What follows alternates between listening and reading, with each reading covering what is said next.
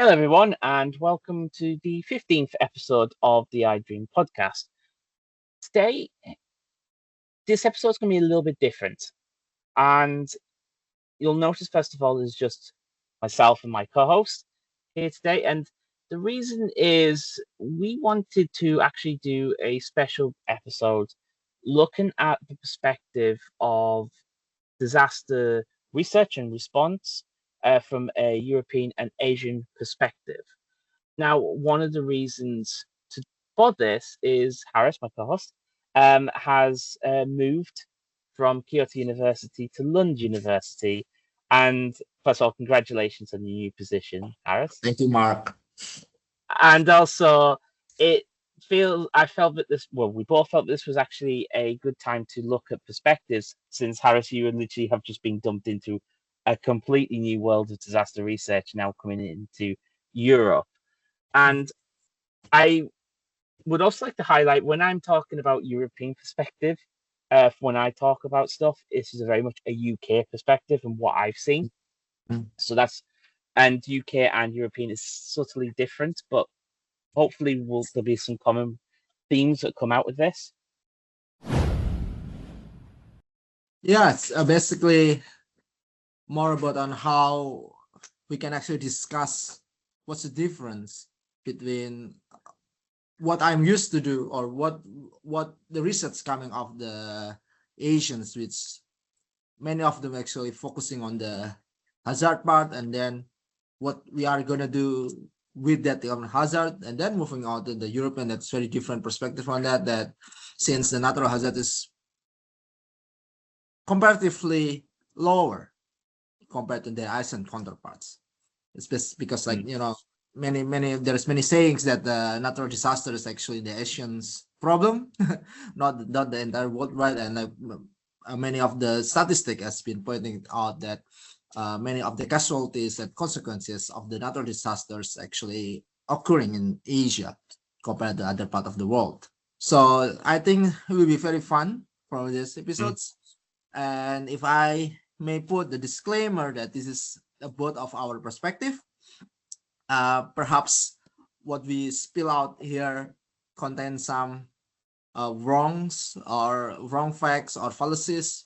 Please be understanding with that, and we will also be glad if we can put some input to us so we can put better episodes in the future. Yeah, absolutely. And yes, also that disclaimer that it's our perspective of what we've observed. I'm someone who's worked in this field for around 10 years now, so this is what I've seen in the 10 years. And obviously, from yourself, Harris, you've worked in multiple countries already in Asia, so you'll have probably a little bit of a patchwork of perspectives from Indonesia and Japan. So sure. Yeah, so let's start looking at let's build the foundations and understand the foundations. And the first question that when we look at is, what do we mean by disaster research? In Europe versus Asia, is it defined similarly, or is it more academic in one area, in one region, or more practice led in another? Let's talk about that first. If you want to go first, Harris. Sure. Well, as you mentioned, that I've actually going through for different research institutions, that first in Indonesia, of course, as well, and then in Japan and now in Sweden. And basically in Indonesia and Japan, what I felt or what I observed is like in there, it's particularly hazard driven, especially natural hazard driven, it is understandable because that's the main interest there as a region that's actually has been affected with so many natural hazards throughout the years. As we know from Japan, a lot of earthquakes, several big tsunamis that occurring recently, and a lot of floods, and now the emergence of the extreme weathers also affecting a lot there. So the perspective coming from that okay, we have these natural hazards, and what can we do with it? How does natural hazard affect our livelihood, and how we can manage that so our livelihood can be less impacted, we can reduce the damage, despite the natural phenomena that occurring frequently in our regions. So it's basically coming from that. A lot of my own research before, and a lot of research that have been done is basically look at the specific type of hazards and then postulate from that to many other areas, to what extent that can be explored from that, can be investigated from that, in order to increase our resilience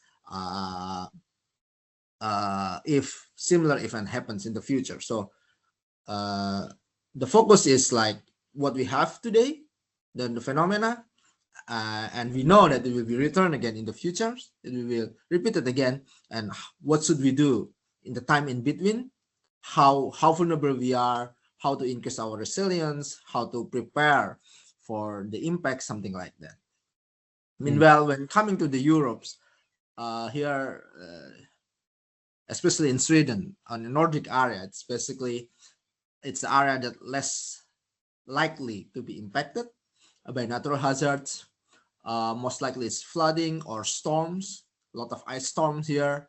And perhaps the other one is volcanic eruptions from Iceland, but it's very specific from Iceland, unless the very big one that affecting the entire Europe, like in 2010. So in here, many of them is looking at how the system interact with each other in order to ensure the resilience. So many social science investigating how the actor between the government behaves, how it's actually affecting the relationship between the government agencies and public-private partnerships, as well as what I'm doing right now is actually looking at the vulnerabilities of the system,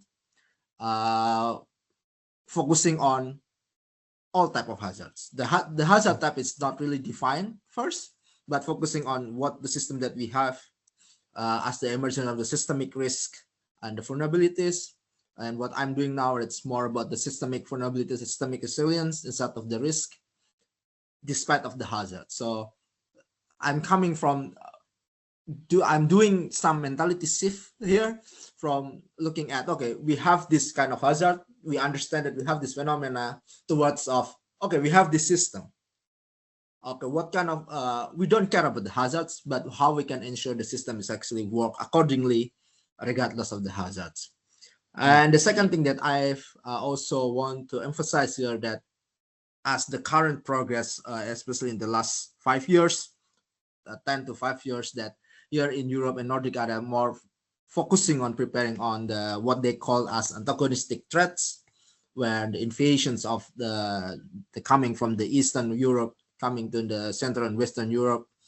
So they're focusing on that and prepare how the people there actually focusing on that particular area compared to the natural hazard in general. Because as I mentioned, there's less phenomena of natural hazard occurring in this particular area. So they're focusing on another type of hazards that can threaten their livelihood. Absolutely. What about you, Mark? Yeah, and so I will come back to future trends later on about different disasters from a UK perspective. From the UK, disaster, like, what do we define by disaster research is quite interesting, because it has evolved very much in the last 15, 20 years, as a lot of other topics have evolved. And disaster research, if you'd asked me early on in my career of work in this field, and actually before, and talking to my colleagues, we were very more what we call a pracademic approach. So very much, integrate the academic, the theory of academic, so the very social side, as you mentioned, with the practicality and, being on the ground, almost getting our hands dirty type approach. And I think very much about humanitarian aid is very much a pracademic, where you have this theory and you go out and you observe what's happening to update the theory. Now, the other thing is that we have to also remember that one of the biggest studies on disaster research comes out of 1976, taking the natural out of natural disasters by Phil O'Keefe. This was a turning point for disaster research, and if you think from Europe. So pre-76, insurance companies, and I know some still do this, they will say it's an act of God when something happens. We know today that's not true. From that, with the at-risk book by Ben Wisner and others, and we know that there are factors, dynamic factors, pressures that cause these disasters to happen, even if they are from natural phenomena. But the thing is that what has happened recently, and we're going to come on to this question a bit about money, is that we have moved towards a more academic style of research. But we do this, we move on, and there's a lot.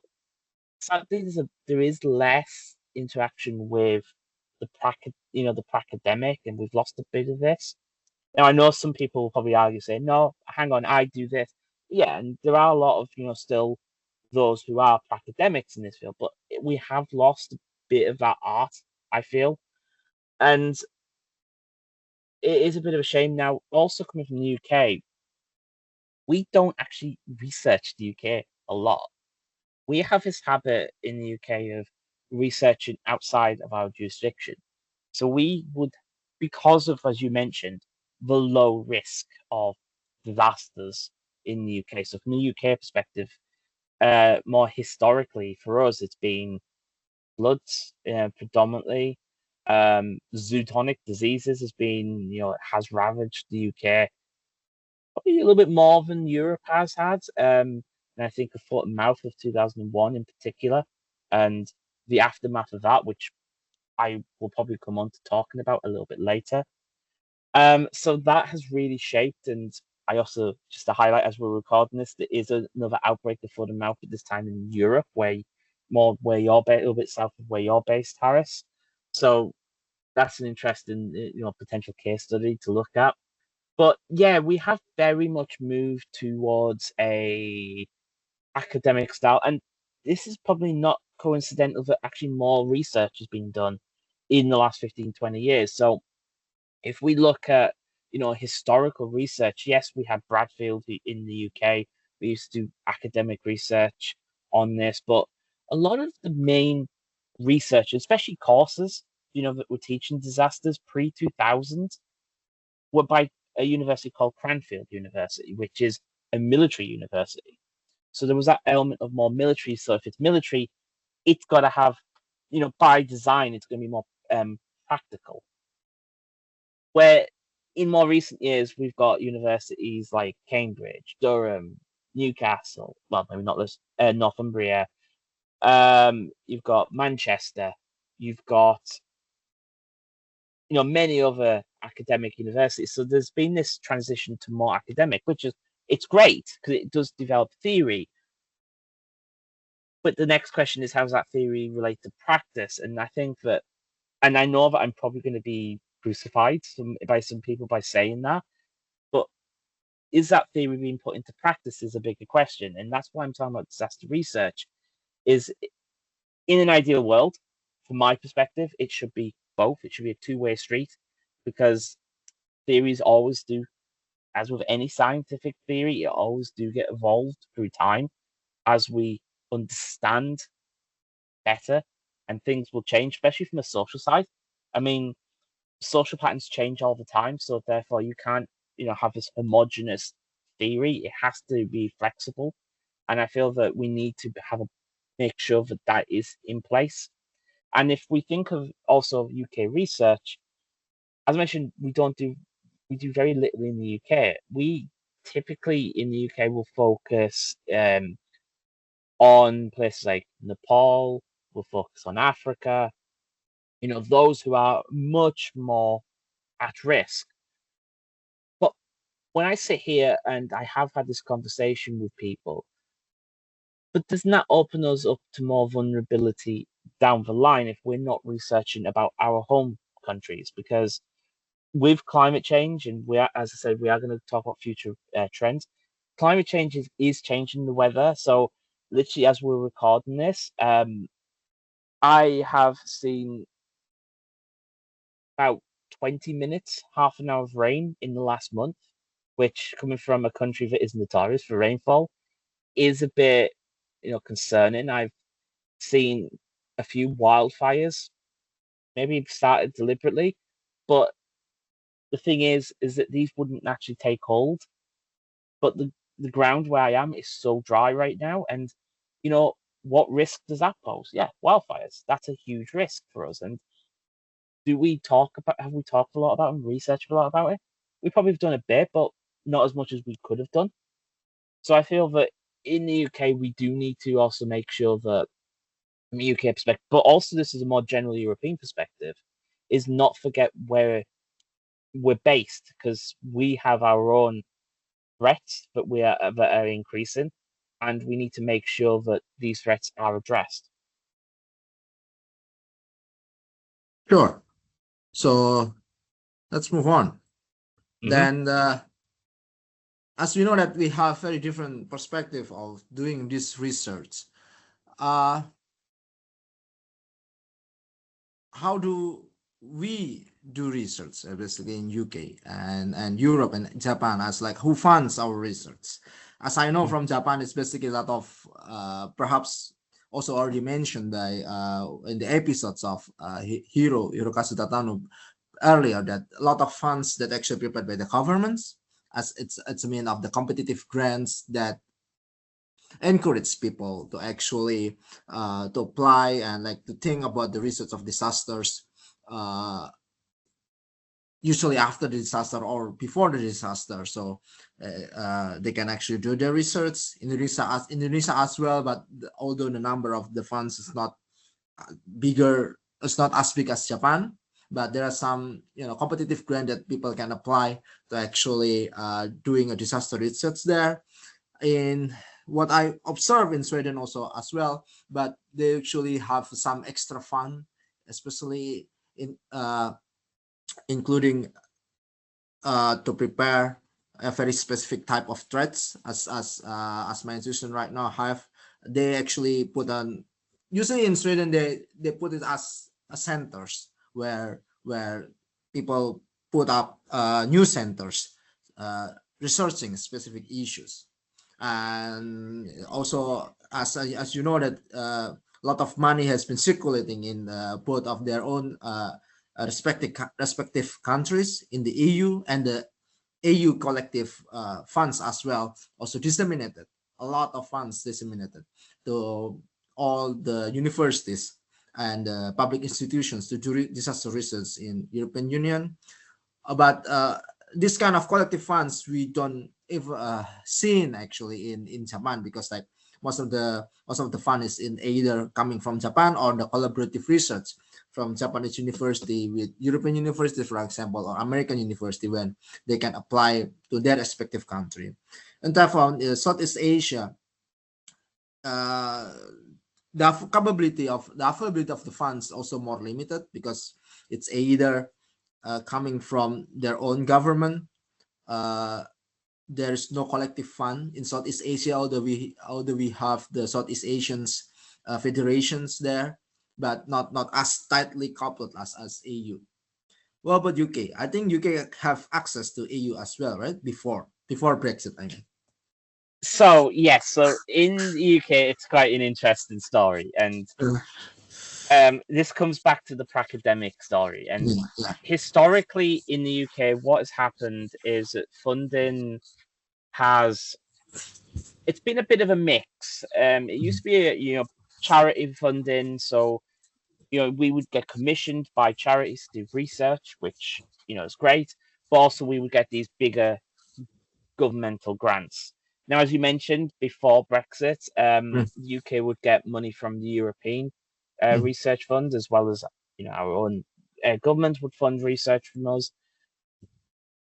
Since Brexit, it's been a bit of a bumpy ride, being honest. So at first we left the European research, so Horizon Europe. We weren't a part of Horizon Europe. We dropped out of it, which is a huge research budget for our field.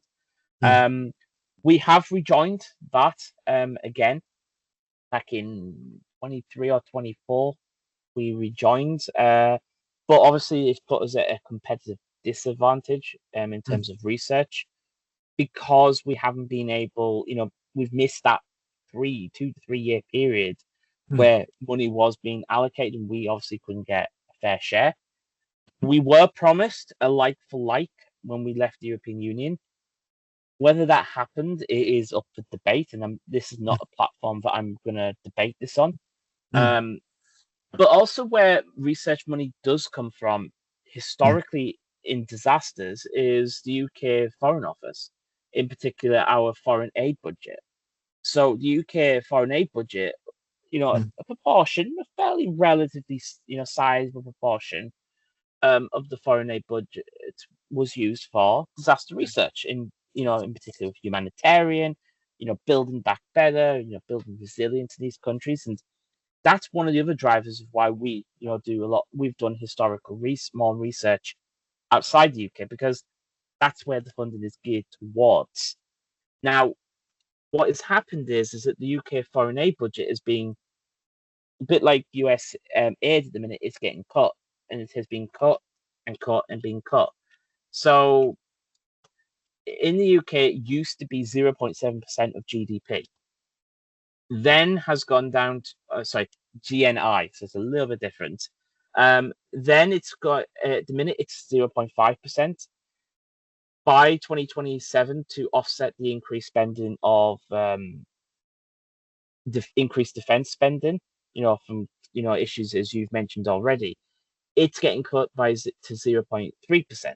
So what's happening is that we're getting, we're talking little cuts here, trimming off. But these cuts are hundreds of millions of pounds a year of research funding just being cut. And on a sector that in the UK, we're already financially struggling, it is raising bigger questions about our ability to do research. So if any international participant, is interested, UK research universities are financially really struggling right now. And so, historically, we've relied on student, income, student fees to go researching with, as well on top of all the other money. Now that with less international students, and also we're capped on how much we can charge, and we're losing money on national students. We're already seeing, major cuts in, research areas. With this further cut, it's also going to raise some bigger questions, and whether it's the right area to cut. Again, I'm not going to go into it. Different people have different opinions, and they have their right to their opinion. But I feel that we have to be careful because we are losing so much research funding now. We're getting to the point where, is research funding in the UK sustainable for disasters? Because the money's just not really there anymore. And maybe the way that the UK has to, look at this is, pivot away from, international research and start looking more nationally again, because these threats, we keep mentioning, are growing in the UK, and if they're growing, we need to be ready for them. And the way to be ready for them is to research them again. And maybe that's the way forward for disaster research in the UK, because at the minute, the UK is making mistakes on, some of the most basic things. So we do build more and more in floodplains. It doesn't take an expert to say what's going to happen there. If we get an increased rainfall on a floodplain, which is, it's in the word floodplain, it's going to flood when there's increased rainfall. If it's going to increase even more, what are we going to do with that? And it's going to raise questions about, what do we do with this type of approach? So it's the UK research in terms of funding. Maybe there is a way we can increase funding for more home-based research. Very insightful. A lot of cuts happening there. But I get the feeling that's not just going to be in the UK. I mean, I've heard that there's been research cuts in the Netherlands recently as well, and obviously the United States is undergoing a transition of of funding, and so it doesn't feel like it's a UK only issue. I Yeah, feel that it's becoming a more international issue, and sure. time will tell what will happen. Indonesia too. A lot of funding has been cut, especially for the funding is some basic research, as they want Hmm. to seek the practical research. So that's why like the shifting in the direction again. Come back to the first questions. Indonesia, particularly more about the practical solutions, which is perhaps it's very difficult to have a very sustainable practical solutions if we don't research the basic first at the beginning to know what's actually happening, how to actually address this problem, what the problems, instead of sum up the solutions that perhaps non-sustainable. And it's interesting because if we think about COVID-19, Yeah. one of the issues was that we weren't prepared. And why weren't we? Its bigger question is why weren't we prepared? Because we were warned, Mm. especially from the UK.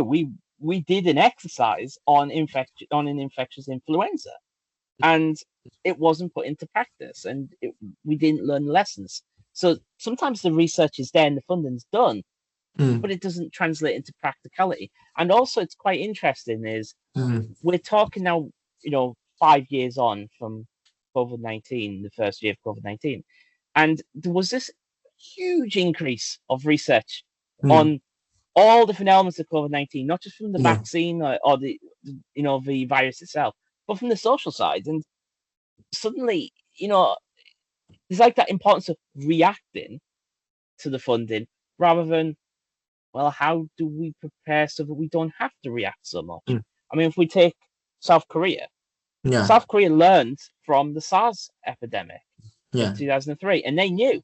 So they knew exactly how to implement. They didn't need to do as much research because they already had this expertise, Mm. and they did arguably one of the best. Yeah. Japan's the same because Japan learned from SARS. Mm. We didn't learn from it Mm. in the UK, and meant that we had to spend a lot more money researching because we weren't ready.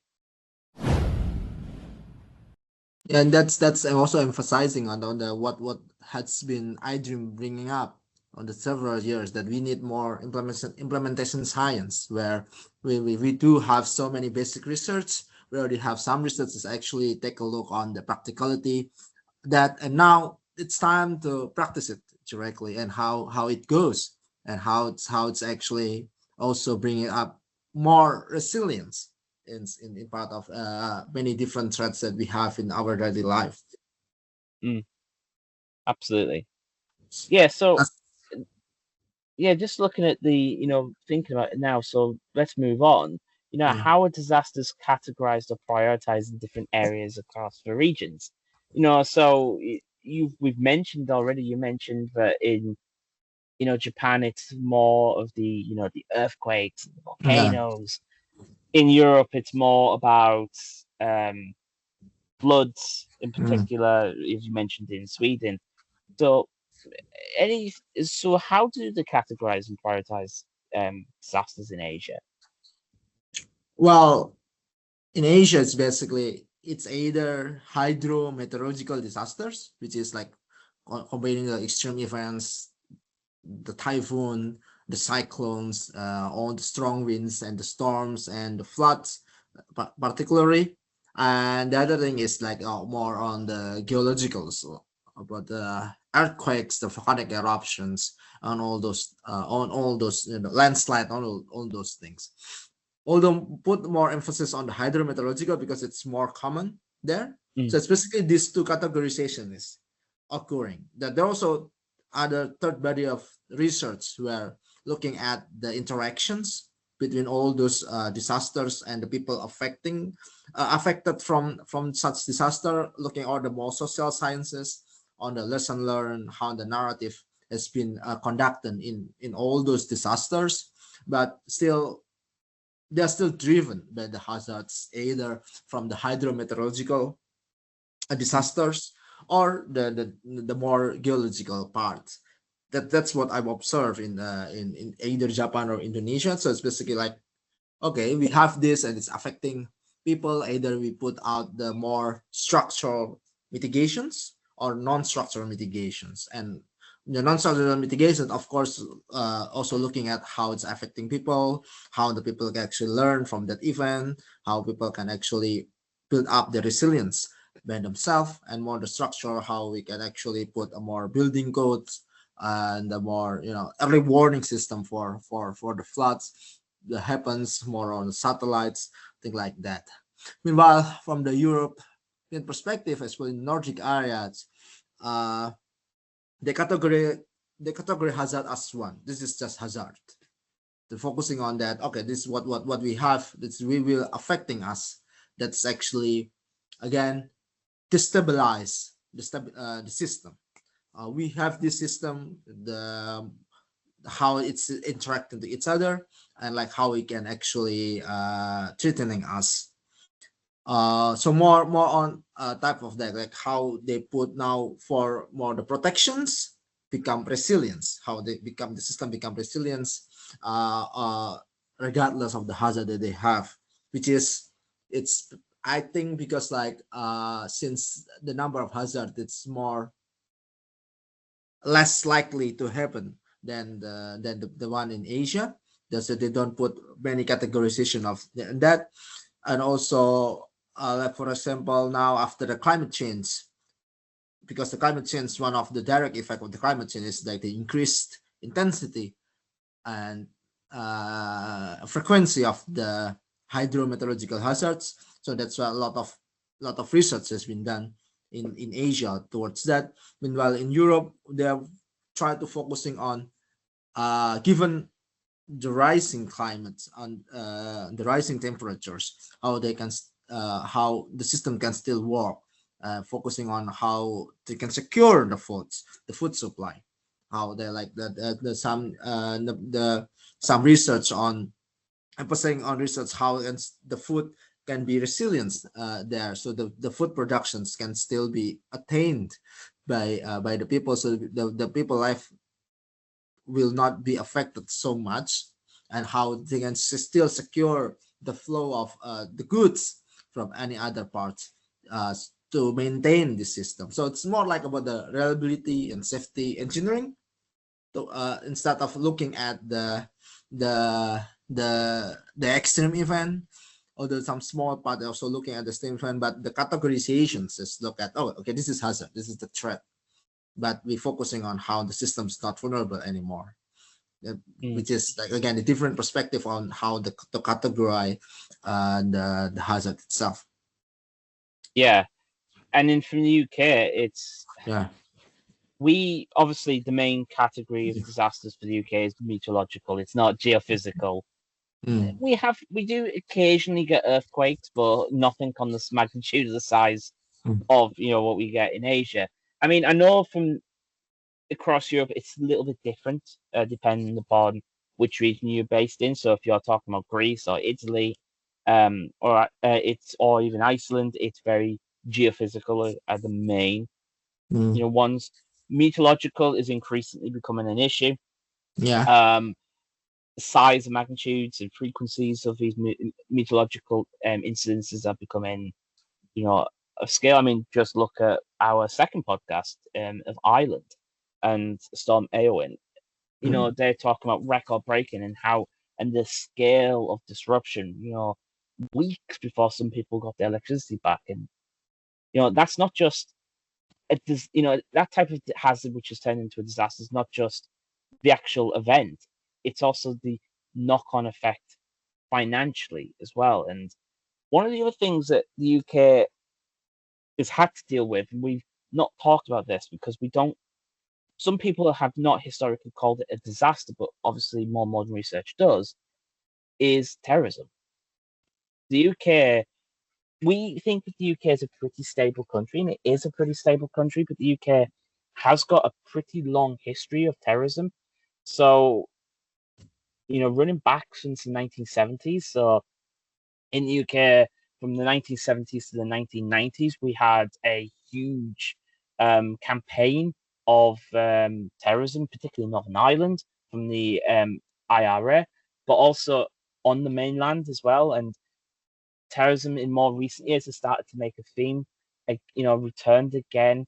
not just in the UK. We've seen it across different parts of Europe as well, and actually people don't see that as a disaster. They see that as just an event, but it is a disaster, and we've got to prepare.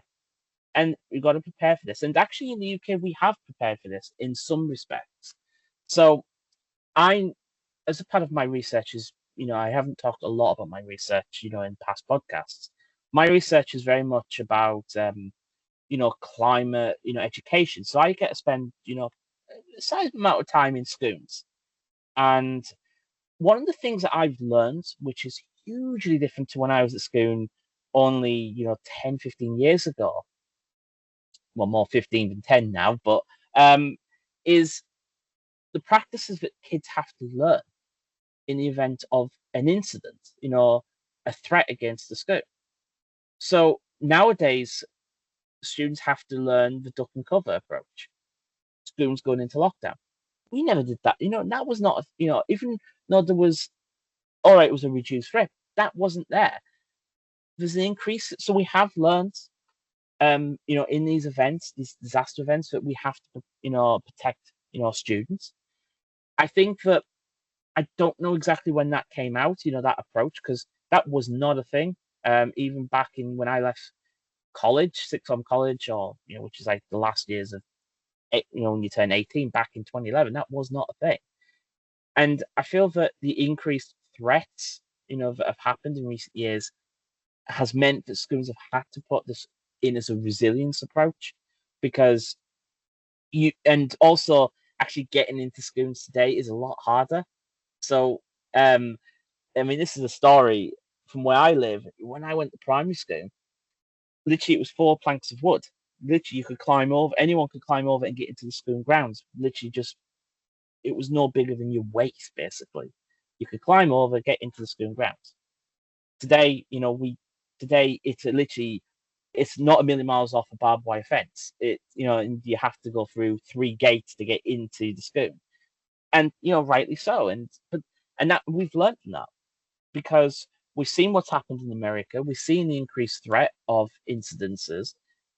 People say I'm going on a tangent here about because it's not disaster, but it is a disaster, because if something could happen to them schools, and one of the last major incidences, if we think of the UK and we think of instances, involving schools, we think of the Dunblane incident, where a gunman walked into a primary school back in 1996 and shot dead 15 or 16 kids and teachers. That's a disaster. And UK has really tightened up its gun laws, but even a school which is less than a mile away in the 90s had a knife incident that killed a student. So these are disasters, not big scale disasters, but these are like these micro disasters, I like to term them here, where these are avoidable incidences.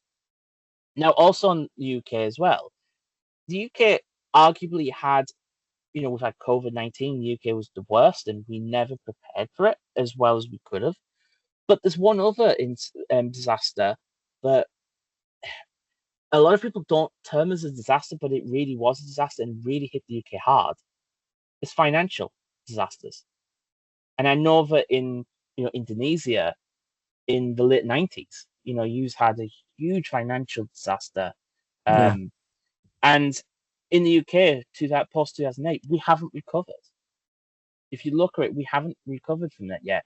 And there is research I've seen out of Brazil. The 2 or 3 years after the financial crisis, huge increases in suicide, illnesses, derived from stress. These are what we call hidden disasters, because when we say financial, we just think of money. Yeah. What we don't do is the extension of what is money. And so when we talk about disaster classification, what we miss, and I think this is not just I think this is a European thing. We've kind of we've hit some of it, but we haven't hit all of it. And I think this is not just the UK. I think it's all regions. We miss the hidden disasters, financial. That is a huge disaster. And there's never, I don't think to my knowledge, there's never been a study of actually how many people were killed or died as a result of 2008 financial recession. And it's something that, are we prepared for another one? Probably not. How do you prepare for a financial disaster? And there's not a lot of research on that because of it. So yeah, you raise a good point there. It's basically like what most of us that do the disaster research is basically looking at the direct impact, where it's basically very big threat that we are having. And then okay, this is the immediate impact that we have. Meanwhile, that actually the financial disaster that you mentioned and the terrorism as well is basically like the accumulations of the threats, accumulation of vulnerabilities that are rolling like the snowball effect that finally hit at some point of time, which is it is also critical to research it, so to actually to bear a policy and preparedness, so the countries can actually do well in that case. As you mentioned, also Indonesia has actually got huge reforms on the ethic of the financial crisis, and like we also have fair share of terrorism, that we have a lot of bombings before, especially in the year before 2010, and now in Sweden also, like just last week we have also some shootings in our countries that actually also handled. But if I may raise different perspective here, it's basically many of them see it as the safety part, the safety research instead of disaster research. So it's basically like when we talk about disaster, we also, as I mentioned, it's part of this needs to be a risk, needs to be hazard, and the capacities in all of that. And the safety, it's more about the keeping in line, in order of what we have or what we live. Now, as you mentioned, that it's also one of the ongoing topics that we have here, that the hazards not only natural, the hazards also coming from the actors, antagonistic actors, and the Asia's particularly looking at the natural hazards. So I would like to comment to like how we can learn each other, because like how Europe actually can learn from Asia, and how Asia learn from Europe, where the hazard types perhaps too different, and the methods also is different. Perhaps what I learned from here, what I can see here, is basically how it's actually they can learn is based on how they actually try to identify the threats, because the way, and like then after that is actually to manage the threat itself. Well, the natural is actually try to reduce the impact. Meanwhile, in here is if like the threat is more actor, you can actually avoid with more non-structural mitigations, where the more educations there, strengthening the policy and the frameworks, giving more security, and like giving more perspective to the peoples inside the country. And like as you mentioned, that what we need to learn is actually as how to implement the policy into practice. More implementation research needs to be cross cultural implementations between two different scope of research, as well as more generalized frameworks that will be shifting, or maybe some modifications applied to each of the regions, as well as like what I'm doing right now is more about the interdependency of the system. As you mentioned, that financial crisis led to suicide or something like that, which is, there's some dependency there, there's some links that we don't observe before. This kind of maybe can be learned in there are a lot of body of research in the critical infrastructures has been done both in Europe and Asia, but how to actually we observe these critical interdependencies from the structures to the people, right? From the financials that coming through to make all the system works. How if this source, the hidden source, cut off, is actually make everything worse. So this is I think the new directions that can more tightly and more to open the research avenues from both the researchers from Europe and Asia, and like looking at how they deal within their own country. As you mentioned, Korea has actually handled very well during COVID. This actually can be implemented or not in Europe, and then and like how it's actually can strengthen its others to more global resilience, not only applicable in Asia's context but also in Europe context. Do you have more input on that, Mark? Yeah, so for me, about this lessons learned approach, Mm, I feel that what we could have, I'm thinking, COVID, mm, what we didn't do was we didn't learn from swine flu, mm, different disease, but, mm, could have had the same impact. We didn't learn from the SARS infection, of 2003, where we literally just, it was a far away distance. And this is how I feel in Europe we deal with stuff, in particular in the UK. It's a far away issue. We don't have to worry about it. And I feel that is the complete wrong approach. Yes, our systems are different. The actual fundamental laws are different, policies are different. The way that society is structured is different.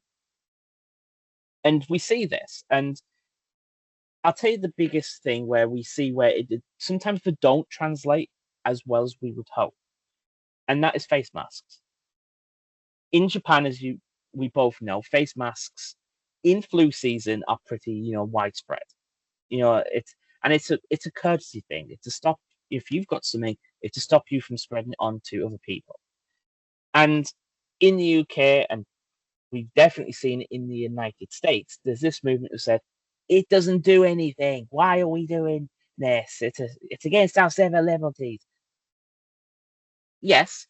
What about the civil liberties of the person you might have just infected? And that is the point, is that we have this, I hate to say this, but individualism in the UK and in the United States. And it feels like that means that some of these policies don't translate very well. I actually think that what is, inhibiting some of our learning is social media. Because social media drives a lot of misinformation. So we might bring this great new policy out that, is going to really help us. But if social media says it doesn't work, it's going to struggle. Here's another example. In Japan, I don't know about Indonesia, and you could inform me on this. If there's an earthquake or if there's a tsunami or any major threat, you sound an alarm on your phone, correct? Yeah, correct. So we didn't have that until 2021 or 2022. And this was basically a lesson learned from COVID, because the government had to literally send text messages to every single registered phone. Now, it's not very efficient. It overloads the system. It's not a great way of doing it. What we started to then do was have an early warning system on mobile phones. And yes, it did raise some legitimate concerns about if it's a woman who has a burner phone, if it's in an abusive relationship. Yeah, that's all the sort of stuff, we can understand.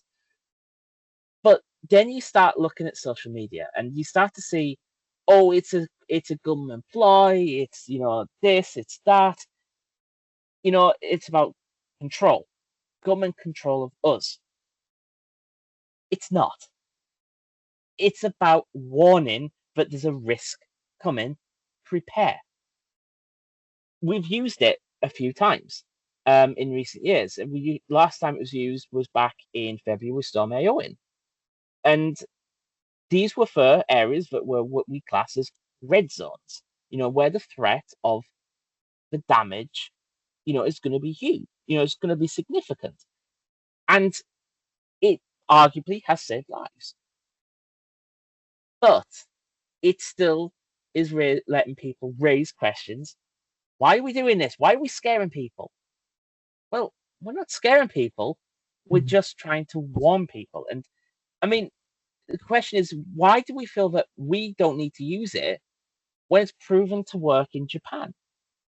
And this is what yes, different disasters, different things, yes. Mm. But you'll know that in Japan, if there's a flood alert, if there's a risk of flooding, you Yeah. still get the same notifications, don't you? Sure. Yeah. So why don't we do it? Because in the UK, what's our Mm. biggest risk? Mm. Flash floods. Yeah. How do you tell people in time? You can't literally go run around knocking on doors, say the fire brigade saying there's a flood coming, get out. There'll be no time. It's an inefficient use of resources, and we've learned that from Japan. Mm. But people still don't believe in it, and people are turning because there's an opt-out system, and people are turning it off. Mm. And so when we talk about learning from each other, yes, we can learn, but if we don't bring the public on side, and that's the bigger issue here, it's about translating policy into practice. And the biggest issue in I would say from the UK in disaster, and this really extends into climate change, is communication. We do not know how to communicate. We have this thing about that we kind of fit everyone into one box. We're not all the same. We're not homogenous ideologically. We have different beliefs. So you've got to try and find ways of communicating in different ways. Now, thinking of climate change, this is a type of research I do, there are, not that sizable in the UK, but there are, still a proportion. You're looking at 5%, 6% of the public who do not believe in climate change exists at all. How do you communicate? How do you communicate to that 5, 6%? The way you do it is if you're saying about, electric cars, or you're saying about, not using coal, you look at what are they concerned about? Well, if they're concerned about health or their lungs, you say, don't you want cleaner air so you're not breathing in all this dust that is harming your health? Look at your grandparents there. Then you've got and then they say, oh yeah, and then what you've done is you've literally got your foot in the door of changing policy, looking from different perspectives. We don't do that. We have this single narrative and sometimes you got to start looking at what they're concerned about. So and this is why I talk about individualism. You have to have different communication narratives to fit the individual person. And that's why I think that sometimes it's just learning vice versa. Yes, it's great, but it has to have its own spin on it. Every country has to have a different spin on that same narrative. And that's why I mean by it about home research, when I was talking about earlier, having home research to learn, about, your country's risks and resilience. Because different disasters and the way that our cultures and our beliefs view these disasters are different. In Japan, would you see many people say, start shouting at people for not wearing a face mask? Good, it's a question, and I can see you shaking your head there. No, yeah. No, and in the UK, we were most of us were, did follow that rule. But if you look at America, absolutely not. They did. People were shouting, and this is the point: is that it's about you can bring the best policy in the world to your country from the best lessons learned. But if you don't get the people on side and you don't communicate, you're not going to learn. Yeah, it's well, it's difficult issues though, because of course that communication is important. Yes, but the way that we communicate, how the communication works in the country is also in some sense reflections on the outcome of educations that has been conducted in that country, where if most countries educated, that they understand the urgency of that particular policy, because it's very easy to just communicate. But I experienced myself in Indonesia, where the education's numbers compared very low compared to the countries that we mentioned. It's very difficult, that as you mentioned, that we need to certain communication methods or communications medium perhaps to actually come to bringing them to our to implement the policy that, okay, this is good, you should follow this. But as you mentioned, that it's individualisms that not perhaps Indonesia, it's not correct to say individualisms, more about the tribalisms, where they are part of one specific groups, and then you need to communicate based on their group languages, which is very difficult. But it's not impossible, but somehow it's, I think, highly connected with the education level that one country have. The quality of education is also related to that. But again, like it's also highlight again and again how the implementation science it's required to implement all this kind of thing to increase the preparedness and resilience against a disaster for any hazards that's possibly occurring in the particular country between Asia and Europe, to put the pulse into practice. Okay, so that was part one of our conversation on looking at different perspectives between Asia and Europe in disaster research and disaster practice. Next time, the episode is going to be not as long, but it's still going to be quite a sizable one. So thank you for staying put with us today in this very long episode of nearly 1 hour long. And we hope to see you at the next episode of the IDRiM Podcast. Bye.